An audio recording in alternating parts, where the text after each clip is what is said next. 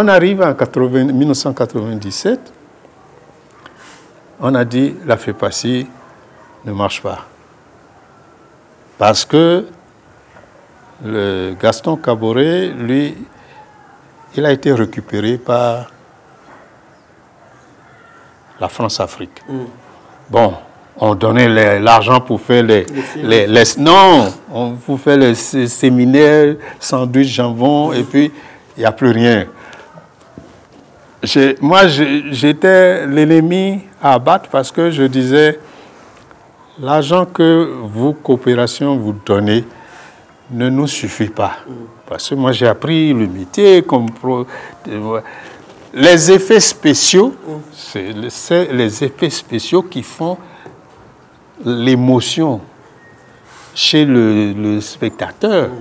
Mais les cinémas les africains n'ont pas les moyens de louer les vrais effets spéciaux pour créer les machines pour créer. Donc je dis, vous devez, n'est-ce pas, augmenter ce que vous nous donnez. C'est ça, on dit, mais comment lui, le peu que nous aussi, c'est sur le dos de nos contribuables.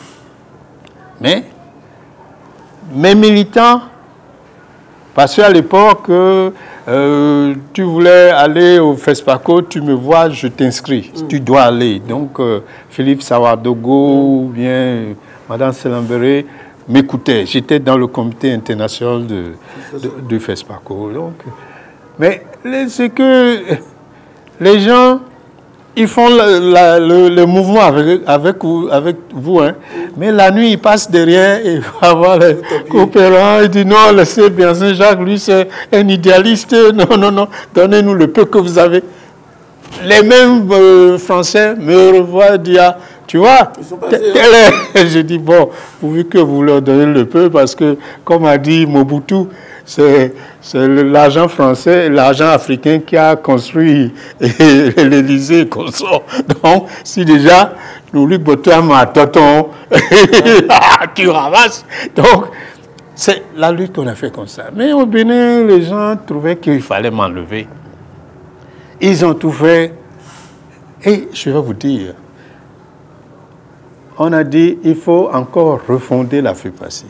On a donné 6 mois à un secrétaire intérimaire pour 6 mois. Lui, il a fait 4 ans.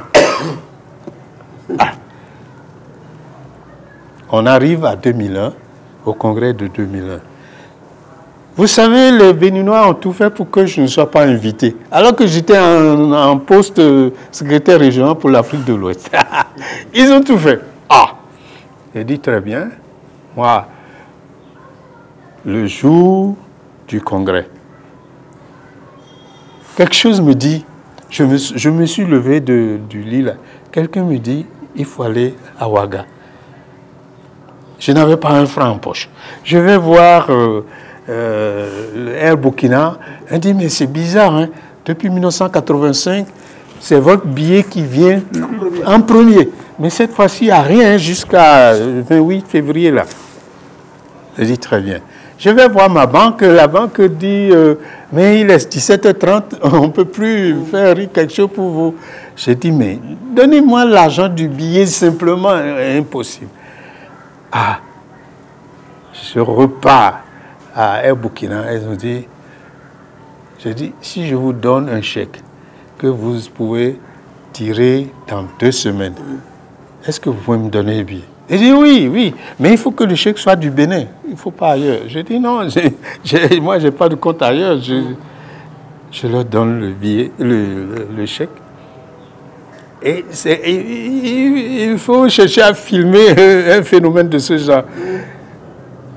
Je tends le chèque, et ils tendent aussi le billet et en ralenti.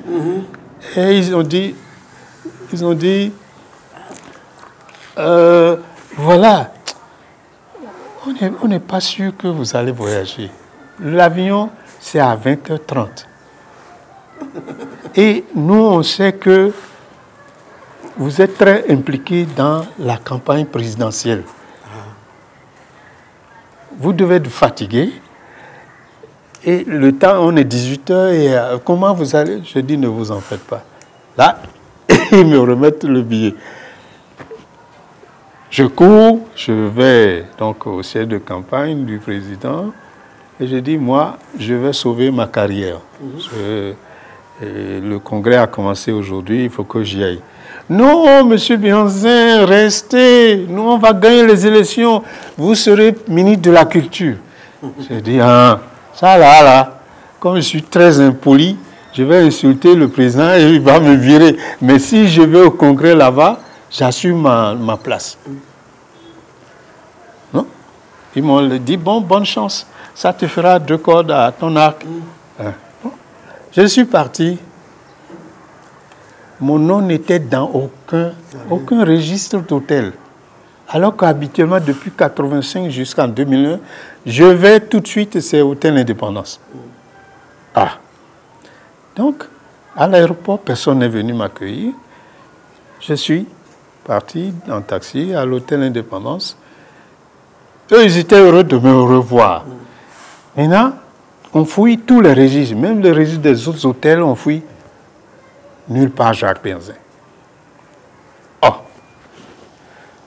Le type de la réception, il dit, monsieur Bianzin, moi je vous connais, j'étais gosse, jusqu'à j'ai été engagé à l'Hôtel Indépendance parce que vous venez ici depuis 1985. Moi, je ne peux pas vous laisser. Vous voyez, vos collègues là, ils dorment dans les fauteuils là, dans le hall. Mais moi, je ne peux pas vous laisser ça comme ça. Il y a une suite et un appartement. Vous allez au premier étage pour l'appartement, je vous donne ça. Et demain, faites ce parcours, c'est sûr, va régulariser. Je prends ma valise et je vais à l'appartement. J'étais fatigué. Parce que l'avion, même, au lieu de venir à 20h30, est venu à 1h du matin. On a fait le voyage. Mais, qu'est-ce qui s'est passé? Au moment où j'allais m'étendre, je vois que la porte n'a pas de serrure. Ah, je reprends la valise, je descends, je dis, ah, monsieur, il n'y a pas... On dit, mais ah, on lui a dit de venir réparer, il devait le faire à 18h, il n'a pas fait. Bon, c'est votre esprit qui veut la suite. Moi, je vous donne la suite.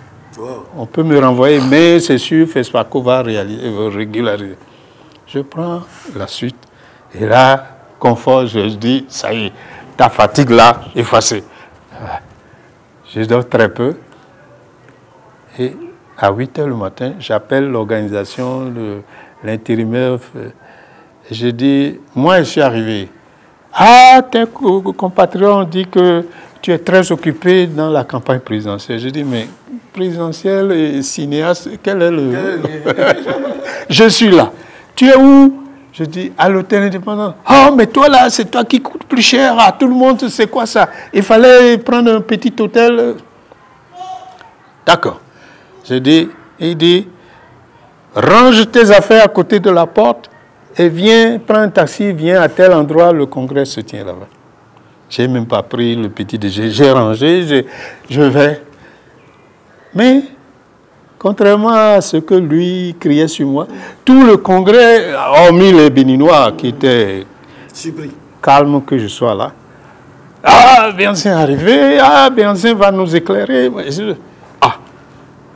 Je prends le train en marche et je continue à donner ma contribution. Mais quand je parle, je prends la parole, un Béninois se lève et dit « Non, moi je suis président d'association de mon village, de ma ville. Non, bien... » Et c'est les autres qui disent « Mais monsieur, vous, c'est la première fois qu'on vous voit ici. » Tout ce que dit Bianzin là, c'est ça, nous c'est ce que nous voulons. C'est ça qu'on a besoin. On a fait comme ça jusqu'à la journée finie. Le lendemain, élection. Ah, ils ont fait leur groupe par-ci, par-là, à Sud-Afrique, machin. Et moi, comme je suis venu en retard, dans quoi je vais me mettre? Moi, je suis resté un peu à l'écart. J'ai vu le groupe ouest africain et je m'approche, je dis, ah, moi, j'aimerais continuer ma fonction de secrétaire régional. Mais c'est un Béninois qui a créé, toi là, quitte là, on parle du grand poste et tu viens parler de ton... Je propose... Alors, le président de cinéaste burkinabé, de loin, il a vu, il est venu me voir et dit, tes frères là, on ne peut pas les appeler tes frères. Nous savons ce que tu as fait pour la FEPACI. On ne peut pas crier sur toi comme ça. Nous, les Burkinabés, nous serons plus nombreux dans la salle. On va voter pour toi quand ton poste va... Donc, moi, j'ai été me mettre tranquille dans un coin pour ne pas provoquer la colère de quelqu'un.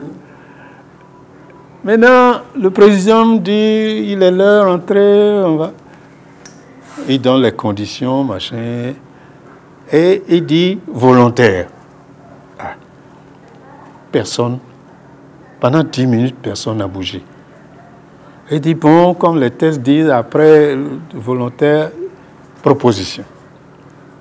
Proposition, c'est un Malien qui, dans son coin, dit, moi je propose Jacques Béhanzin, il est bon pour être chef. Moi, je ne connais rien de ce qu'ils ont. Il paraît que la francophonie a son candidat, l'Union européenne a son candidat. Mais moi, je suis candidat de qui? Même mes compatriotes ne veulent pas me voir. Maintenant, on désigne le candidat de l'Union européenne, le candidat de la francophonie. 2 Burkinabés et moi, je suis béninois. On dit, bon, on vous a proposé, est-ce que... Votre avis? Votre avis, je dis, si c'est pour servir l'Afrique, moi, je peux oser tout. Il dit, bon, les 2 autres, OK. Élection. Bulletin, celle-là, comme il y a 2 Burkinabés et un Béninois, et les Burkinabés étaient plus nombreux dans la salle, ouïa. Et moi, j'étais tranquille. Qui va faire campagne pour moi? À qui je vais dire voter pour moi? Je ne sais pas ce qu'ils ont cuisiné jusque-là. Ils ont fait campagne et maintenant le présidium, bon, c'est l'heure de voter, ils ont voté, on a fait les bulletins. Oui, mon cher ami, c'était une Kenyane qui faisait les décomptes. J'étais le premier. Devant 2 Burkinabés, un Béninois, il passe. Bon, les tests disent, il faut, comment vous dites? Le deuxième tour. Non, il faut l'absolu, comment vous appelez là? Il faut... Majorité absolue. Il faut une majorité absolue, c'est-à-dire la moitié de la salle plus une. Ah, ça a donné l'occasion aux Burkinabés. Dit non, les tests ont dit majorité absolue. Et il est vrai, Béhanzin a eu 2 voix sur les 2 autres, mais ce n'était pas ça. Il fallait qu'il ait la moitié plus 1. Ah, français, on parle. Et moi, j'étais tranquille là. Ce qui a paru bizarre aux gens, je dis, mais le Guinéen dit, mais Béhanzin, il ne secoue même pas les doigts et rien. Et c'est là le chef de l'interprétariat qui... Et c'est lui qui fait l'interprète pour les sommets des chefs d'État. Il a l'habitude de venir à nos congrès. Il se lève et dit, messieurs, depuis 1985, moi j'assure l'interprétariat de vos congrès. Tel qu'il y a discussion là, vous voyez, la presse internationale est là. Il y a aussi FESPACO, les gens sont là. Si vous ne reprenez pas les élections là, la presse va dire le secrétaire général de la FEPACI est mal élu. Et bon, qu'est-ce que pense Béhanzin? Je dis, moi, je suis prêt pour tout. Les 2 autres aussi. Maintenant, le petit frère de Gaston Kaboré, Bertrand Kaboré, qui est avocat aussi, c'est l'un des avocats du cinéma africain, il se lève et dit, l'interprète a dit la vérité. Faisons les choses tel qu'on pouvait le faire. Moi, en tant que juriste, je vous propose ceci. On reprend. Et celui qui a la majorité simple gagne. Celui qui... Non, on reprend et on élimine le 3e. Il reste 2. Et là, maintenant, celui qui a la majorité simple, on le garde. Est-ce que vous êtes d'accord pour cette convention? Moi, je dis, moi, je suis d'accord. Hein, moi, je m'accroche à rien du tout. Je n'attendais rien avant de quitter le Bénin. Donc, je ne savais même pas que je serais candidat pour ce poste-là. Bon, les deux autres, d'accord. On va aux élections. Premier, Jacques Béhanzin. Donc, paix à son âme, c'est Idrissa Ouédraogo, le troisième, on l'a éliminé. Oh. Maintenant, il nous reste un Béninois, un Burkinabé. Oh. Troisième élection, troisième tour alors. Et c'est là où, pour nous départager, je ne sais pas si c'est le bon Dieu ou bien c'est qui, c'est là où, quand la dame a fait le décompte là, on avait même voix. Et elle avait en main un bulletin. Elle secoue l'urne. Il n'y avait plus rien. Il n'y avait plus rien. Et maintenant, comme elle est vicieuse, elle est restée deux minutes là, la main comme ça. Ah. Et après, elle ouvre le papier, elle dit Jacques Béhanzin. Ah. Le Guinéen dit non, non, non. Béhanzin, on ne t'attendait pas à ce congrès, tu es venu et tu as encore pris la première place. Tu es venu avec tes vaudous là. Non, non, non, non, il faut. Non, Béhanzin. Et je n'avais rien en poche. Et il dit, mais d'habitude, les Béninois là avaient des poches bombées, mais il n'a rien là. Et le Malien qui je vous ai dit qu'il est bon pour être chef, non? Voilà. Donc, on applaudit. On fait. Était en quelle année? 2001. 2001. Donc, il fallait un trésorier général. On a dit, il faut que le gars soit du Bénin. On a élu un secrétaire général adjoint, un Malien, Famakan Koulibaly, et on a coopté comme ça à Kojin Thomas, trésorier général. Parce qu'il faut que le chéquier soit à côté au Bénin, etc. Bon. La francophonie, le représentant, M. Jean-Paul Crépeau, il dit, Jean-Claude Crépeau, il dit, non, Béhanzin n'est pas notre homme. J'ai dit, mais ce n'est pas moi qui ai fait l'exception. Et Kondo Béhanzin n'a jamais été votre homme, et ce n'est pas moi. Et on a commencé comme ça. Mais un an après, c'est le monsieur même qui m'appelle. Moi, je crois, mes collègues cinéastes africains à Paris, qui m'appellent. Et moi, je dis, est-ce que c'est Sawadogo? Il dit, non, est-ce que je peux parler à son Excellence, Monsieur Jacques Béhanzin? Je dis, vous êtes qui, vous? Il dit, Jean-Claude Crépeau. Et, coïncident pour coïncident, il m'appelle le 10 décembre 2001. Oh, le 10 décembre, c'est la date du décès du roi Béhanzin. Bien sûr. Mais il m'appelle, il dit non, que lui vient faire la paix avec moi, que les gens ont intérêt à diviser la France et la FEPACI. C'est pourquoi ils m'ont conduit à de mauvais comportements. C'est fini. Quand on va dire cinéma africain, c'est vous qu'on voit. Bon, on dirait qu'il était honnête parce qu'il a fait des comportements vraiment qui sont louables, etc. Donc, j'ai commencé. Un Béninois dit, oh, Béhanzin, il ne fera pas 6 mois. Mais j'en ai fait 5 ans. Et moi, je dis, bon, c'est l'occasion maintenant de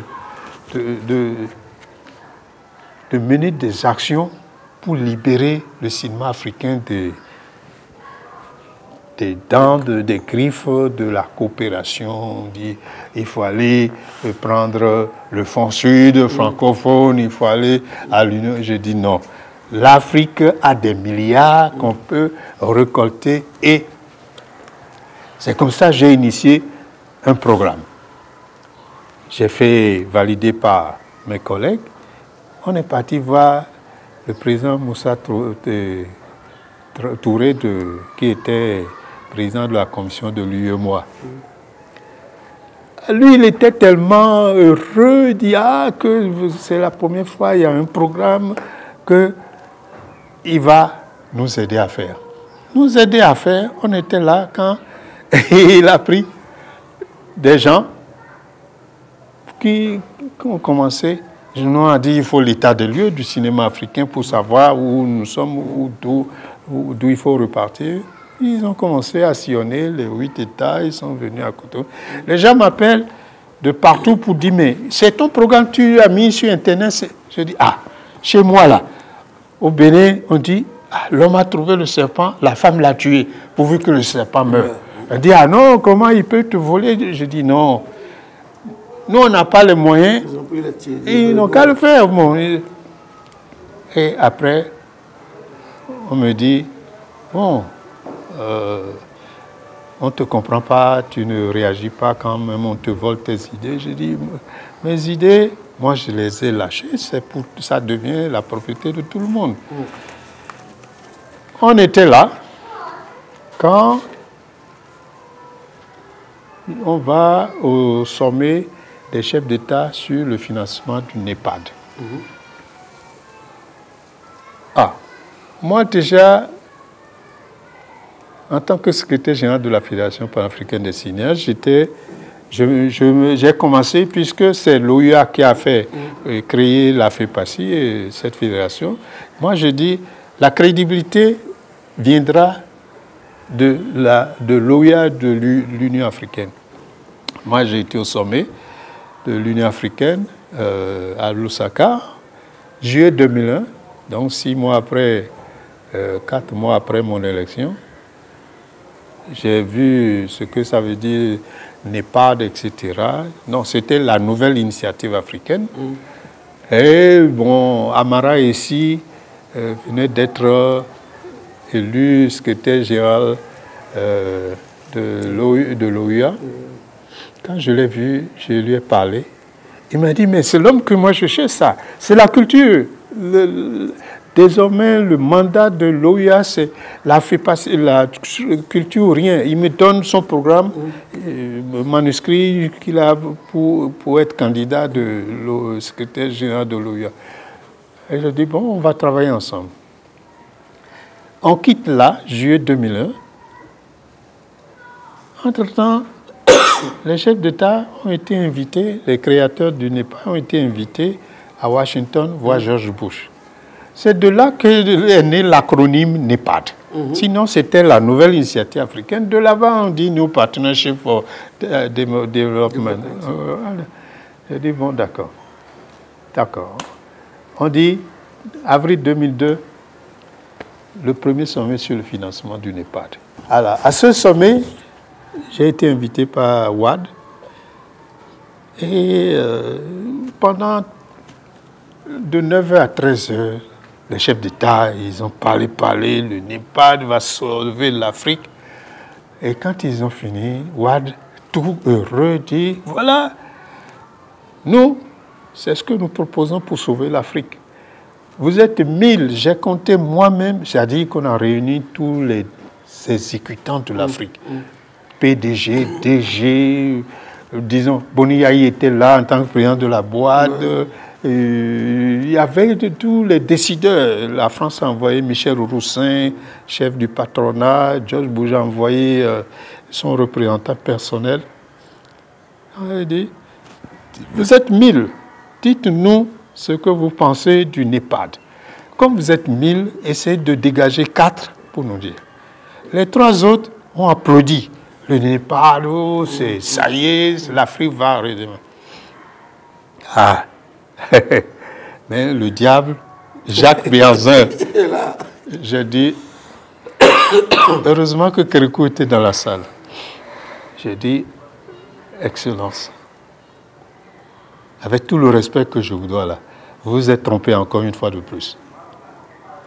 Parce que moi, j'ai lu tous les projets et les super projets, les super priorités du NEPAD se retrouvent dans la déclaration du millénaire. Or, la déclaration du millénaire des Nations Unies date de septembre 2000. Mais vous venez en 2002. Déjà en 2001, vous avez fait la nouvelle initiative africaine. Les super priorités de la nouvelle initiative africaine, qui est NEPAD maintenant, se retrouvent dans la déclaration du millénaire. La déclaration du millénaire date de l'an 2000. Et vous, vous êtes de l'an 2001. Dites-moi, Excellence, qui a copié qui? Les gens disent, mais comment? Lui, là, il est fou, quoi. Et je dis, non, ne vous en faites pas, je tiens bien debout. Parce que moi, j'ai lu tous vos projets. Et vous n'avez utilisé la culture nulle part, sauf pour évoquer son rôle historique dans le développement du continent. Mais en termes opérationnels, on va créer telle chose, on va construire telle cinémathèque, vous n'avez pas dit ça. Vous avez dit qu'on va créer le port en eau profonde à Cotonou. On dit qu'on va créer un boulevard depuis Alger jusqu'à Cape Town. Et j'ai dit, mais c'est pour écraser les malheureux paysans qui sont au bord de ces routes-là. Si vous ne faites pas leur vie, ce qui est, c'est-à-dire la culture, que moi je préfère qu'il y ait des palais remplis d'hommes heureux que borde maintenant votre avenue. Sinon, on va créer cette avenue-là, autoroute. On va créer l'autoroute qui va passer dans des villages de misérables. Ah, tout le monde dit, mais c'est... Là, j'ai entendu quelqu'un dire, ah, le type là, il n'est pas fou. Hein.